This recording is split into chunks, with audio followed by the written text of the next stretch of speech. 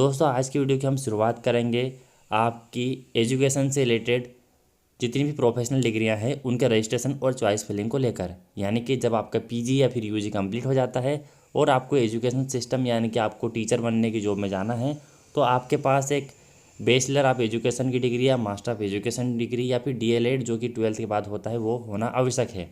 इसके बाद ही आप वर्ग 1, वर्ग 2, वर्ग 3 के एग्ज़ाम दे पाते हैं। आप सभी इस बात से सहमत होंगे।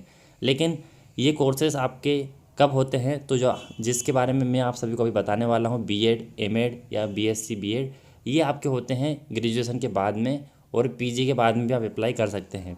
तो आज के इस वीडियो में यही समझाने वाला हूँ आपको। मेरा नाम है दीपक जायसवाल, आप देख रहे हैं टुडे पाठशाला चैनल। आप सभी जानते होंगे कि जो सेकंड काउंसलिंग की प्रक्रिया है वो चालू हो गई है।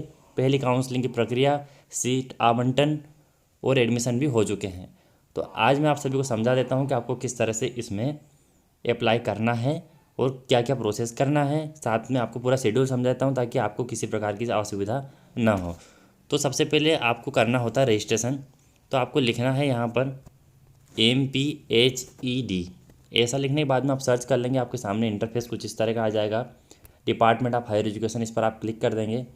आपके सामने जो पेज ओपन होगा उसमें आप सभी को पहले वाले ऑप्शन है कि NCT कोर्स काउंसलिंग पर क्लिक कर देना है। इसके बाद आप देख पा रहे होंगे यहाँ पर पहले आपको डिसाइड कर लेना है कि आप क्या करने वाले हैं। मतलब आप एजुकेशन जो डिग्री है उसमें आप कौन सी करेंगे। ये एक प्रोफेशनल डिग्री है, आप सभी जानते होंगे। तो यहाँ पर हमारे पास बहुत सारे ऑप्शन हैं, बीएड, बीपीएड, एमपीएड, है ना। तो अधिकतर अभी जो बीएड के लिए रजिस्ट्रेशन कर रहे हैं बच्चे, तो उसको मैं आपको एक्सप्लेन कर देता हूँ। यहाँ से आप इन दोनों के रजिस्ट्रेशन की स्लिप निकाल पाएंगे तीसरे वाले ऑप्शन से। ये तो आप सभी को समझाने के लिए था। तो सबसे पहले आप सभी को यदि जाना है तो आप सभी को रजिस्ट्रेशन के लिए अप्लाई कर देना है। अप्लाई करने में आप सभी को सिर्फ एक फ़ोटो और सिग्नेचर की आवश्यकता होगी जो अपलोड होगा। बाकी सारे डॉक्यूमेंट आपको मौखिक रूप से इसमें डिटेल उसमें डाली जाएगी, किसी की स्कैन कॉपी नहीं लगेगी। उसके बाद आप रजिस्ट्रेशन नंबर से क्या कर पाएंगे, जितने ऑप्शन आप सभी को यहाँ दिख रहे हैं उसी के आपको अलग अलग कॉलम नीचे काउंसलिंग एक्टिविटी में दिखेंगे। यानी कि मुझे बीएड का मैंने रजिस्ट्रेशन किया है तो मैं बीएड की ही चॉइस फिलिंग या फिर काउंसलिंग करूँगा, तो मैं यहाँ पर क्लिक करूँगा। उसके बाद मुझे प्रवेश प्रक्रिया में जाना है।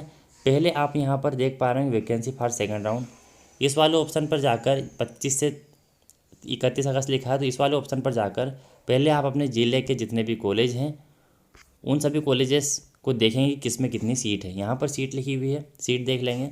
उसके बाद कॉलेज से आप संपर्क करना चाहें तो कर लेना, या फिर आपको सीट अलॉट हो जाए उसके बाद भी आप संपर्क कर सकते हो। तो यहाँ पर फिर प्रवेश प्रक्रिया में हम जाएंगे और आपको यहाँ से चॉइस फिलिंग करना है जो कि 26 अगस्त से 30 अगस्त तक चलेगा। ये जो काउंसलिंग प्रक्रिया है इसके लिए पहले से एक आदेश निकाल दिया गया था जिसमें पूरी प्रोसेस समझाई गई है कि ये इस तरह से होगी। लेकिन मैं आपको पहले यहाँ दिखा देता हूँ। पहले हम रजिस्ट्रेशन कर लिया, फिर चॉइस फिलिंग कर ली, उसके बाद हम हेल्प सेंटर पर कहाँ जाएंगे, हमारा वेरिफिकेशन करवाने। जितने कोई भी गवर्नमेंट कॉलेज में आप जा सकते हो वेरिफिकेशन करवाने के लिए, और यहाँ से यदि आपके प्रिंट लेना तो आप ले सकते हैं। ये तो आपकी नॉर्मल सी प्रोसेस होगी जिसमें आपको 250 रुपये का चार्ज MP ऑनलाइन वाला आपसे लेगा, तो आप वहाँ से इसको कर सकते हैं। इसके बाद जो रिसिप्ट निकलती है उसके साथ आप डॉक्यूमेंट में आपकी 10वीं 12वीं, ग्रेजुएशन से आपने अप्लाई किया तो ग्रेजुएशन, और पोस्ट ग्रेजुएशन से अप्लाई किया तो पोस्ट ग्रेजुएशन, इनकी ओरिजिनल कॉपी आ जाती है मूल्यवान से बैंक पासबुक लेकर जाना है और आपका वेरिफिकेशन हो जाएगा। और फिर आपको सीट अलॉट कब होगी इसके बारे में हम चर्चा करते हैं। तो जैसे ही आप इस पे NCT कोर्स काउंसलिंग पे जाएंगे तो इसकी पहले ही यहाँ पर नीचे आप देखेंगे तो एक रूल बुक आपको दिखेगी। नीचे स्क्रॉल डाउन करने पर आप सभी को यहाँ पर रूल एंड काउंसलिंग शेड्यूल आप सभी को दिख जाएगा। इस पर आप क्लिक करेंगे तो आपके सामने एक PDF ओपन हो जाएगी। इस PDF को आप ओपन करेंगे तो पहले काउंसलिंग से लेकर तीसरी काउंसलिंग के चरण को इसमें एक्सप्लेन किया गया है। तो मैं आप सभी को थोड़ा सा इसमें समझा देता हूँ, क्योंकि आप सभी को जानना ज़रूरी है कि प्रोसेस किस तरह से चलने वाली है। तो आप इसके सबसे लास्ट वाले पेज में जब जाएंगे तो आपको एक पेज मिल जाएगा जिसमें सारी डिटेल इन्फॉर्मेशन है। तो हम वहीं पर चलते हैं सबसे पहले, और यहाँ पर क्लियर मेंशन है। पहला चरण तो आपका निकल गया है, जिनको पहले चरण में जिन्होंने स्ट्रगल किया है उन सभी को सारी चीज़ें पता होगी। हम द्वितीय चरण की बात करते हैं। मैंने आप सभी को बता दिया कि आप रजिस्ट्रेशन और चॉइस फिलिंग इस डेट में करेंगे, अभी पोर्टल पर बताया मैंने आपको। उसके बाद यहाँ पर ऑनलाइन सत्यापन से वंचित, यानी कि आपका ऑनलाइन सत्यापन हो जाता है, आपकी प्रोफाइल में लिखा है कि यू आर वेरीफाइड, तो आपको नहीं जाना है।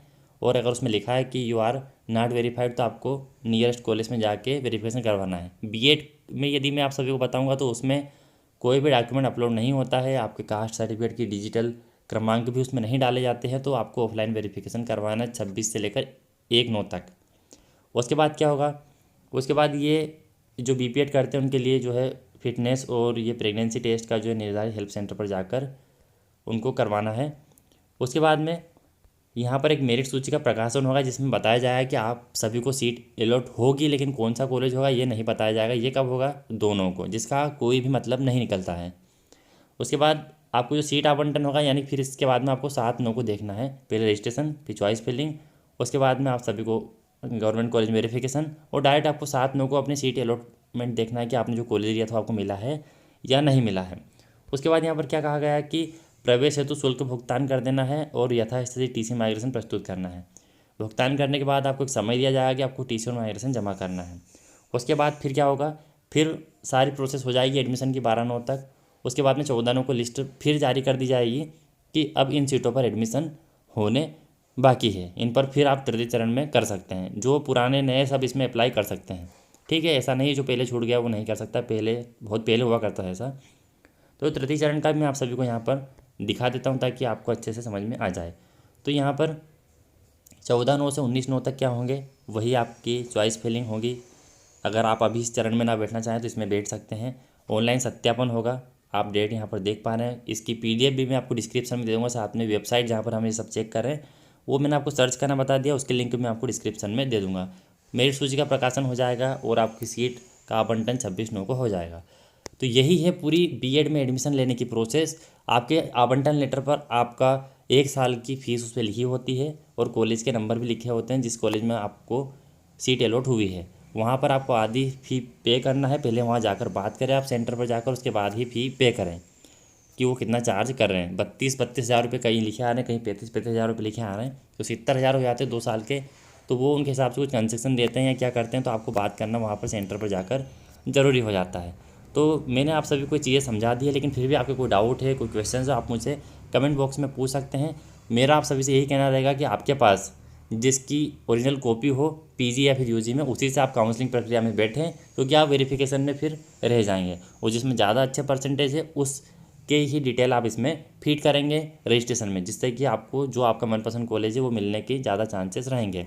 सो आई होप दोस्तों आपको वीडियो समझ में आ गया होगा। मेरा वीडियो अच्छा लगे लाइक ज़रूर कीजिएगा। सामने आपके एक इंस्टाग्राम आईडी शो हो रही है, आप मुझसे यदि किसी प्रकार के सवाल हो तो आप मुझे इस पर पूछ सकते हैं और कमेंट भी कर सकते हैं, तो कमेंट के रिप्लाई मैं आप सभी को शाम को कर दूंगा। ठीक है दोस्तों, मिलते हैं अगले वीडियो में, तब तक के लिए टाटा बाय बाय।